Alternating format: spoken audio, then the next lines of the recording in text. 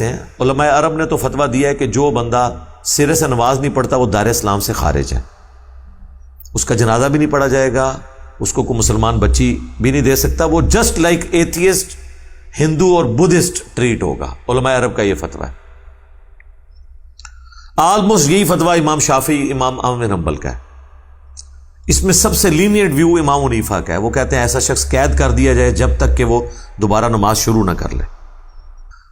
علماء عرب میں سے شیخ البانی ایک ایسی پرسنالٹی ہے جنہوں نے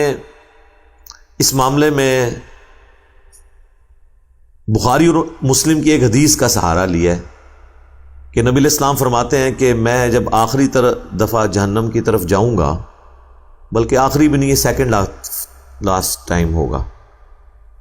تو مجھے اللہ تعالیٰ حکم دے گا کہ جس کے دل میں رائی کے دانے کے برابر ایمان ہے اور اس نے زندگی میں صرف ایک ہی دفعہ پڑھا ہوا ہے لا الہ الا اللہ محمد رسول اللہ،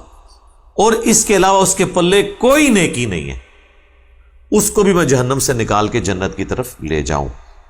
اور میں تو شیخ البانی کا موقف اس حدیث کی بنیاد پہ یہ ہے کہ اگر کوئی شخص صرف کلمہ پڑھتا ہے اور اس کے پلے اس کے علاوہ کوئی نیکی نہیں، یعنی نہ اس نے نماز کبھی پڑھی، نہ کبھی روزہ رکھا، نہ کوئی اور نیکی کا کام،